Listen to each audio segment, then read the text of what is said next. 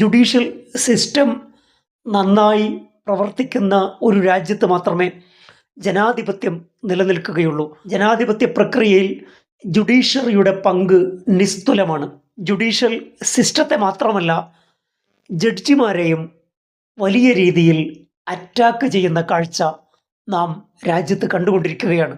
നീതിപൂർവകമായി ഒരു വിഷയത്തിൽ ഇടപെട്ട് കഴിഞ്ഞാൽ അവരെ ട്രാൻസ്ഫർ ചെയ്യുകയും വൈരനിര്യാതന ബുദ്ധിയോടെ അവരോട് പെരുമാറുകയും അവരുടെ പ്രമോഷൻ തടഞ്ഞു വെക്കുകയും എന്തൊക്കെ രീതിയിൽ അവരെ ആക്രമിക്കാൻ കഴിയും ആ രീതികളൊക്കെ ഇവിടെയുള്ള ഗവൺമെൻറ് ഭരണകൂടം എക്സിക്യൂട്ടീവ് നടപ്പാക്കിക്കൊണ്ടിരിക്കുകയാണ്. ഡൽഹിയിൽ കലാപമുണ്ടായ സമയത്ത് കലാപത്തിന് ആഹ്വാനം ചെയ്തുകൊണ്ട് പ്രസംഗം നടത്തിയ അനുരാഗ് താക്കൂർ ഉൾപ്പെടെയുള്ളവർക്കെതിരെ എന്തുകൊണ്ട് കലാപാഹ്വാനത്തിന് FIR ഇടുന്നില്ല എന്ന ചോദ്യം ചോദിച്ചതിൻ്റെ പേരിലാണ് ജസ്റ്റിസ് മുരളീധർ ഡൽഹി ഹൈക്കോടതിയിൽ നിന്ന് പാതിരാത്രിയിൽ ട്രാൻസ്ഫർ ചെയ്യപ്പെടുന്നത്. സംഭാൽ വെടിവെപ്പിന് നേതൃത്വം നൽകിയ പോലീസ് ഉദ്യോഗസ്ഥർക്കെതിരെ കേസെടുക്കണമെന്ന് വിധി പുറപ്പെടുവിച്ച ചീഫ് ജുഡീഷ്യൽ മജിസ്ട്രേറ്റ് വിഭാൻഷു സുധീറിനെയാണ്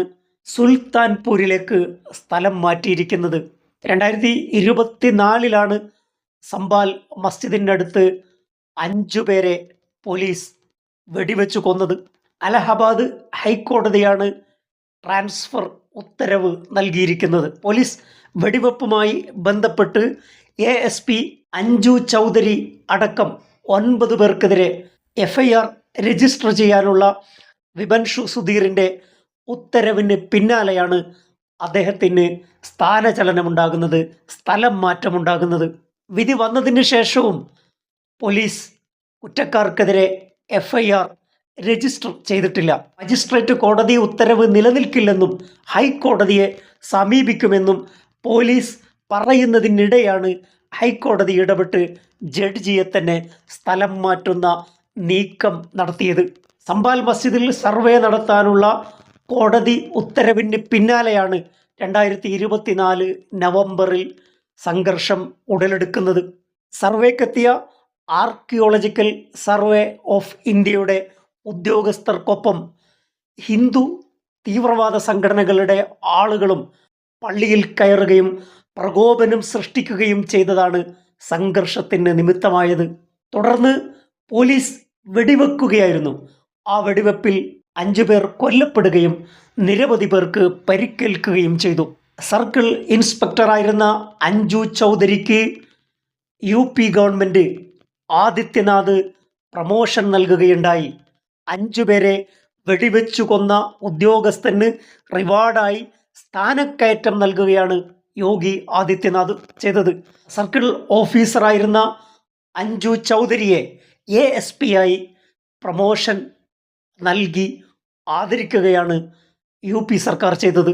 വെടിവെപ്പിൽ കൊല്ലപ്പെട്ട മുഹമ്മദ് ആലമിൻ്റെ ബന്ധുക്കളാണ് വെടിവെപ്പിനെതിരെ കോടതിയെ സമീപിച്ചത്.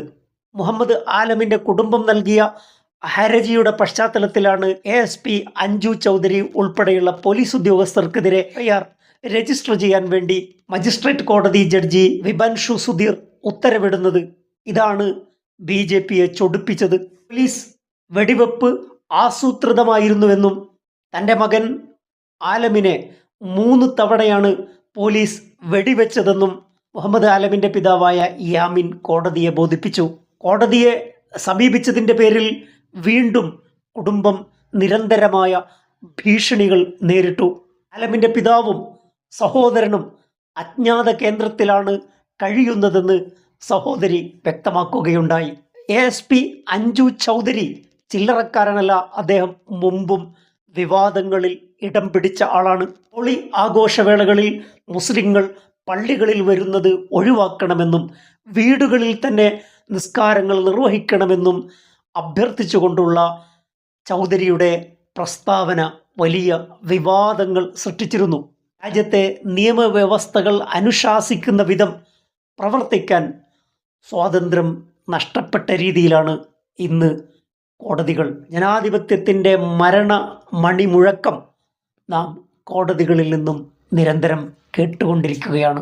മറ്റൊരു വിഷയവുമായി അടുത്ത എപ്പിസോഡിൽ. Thank you for watching.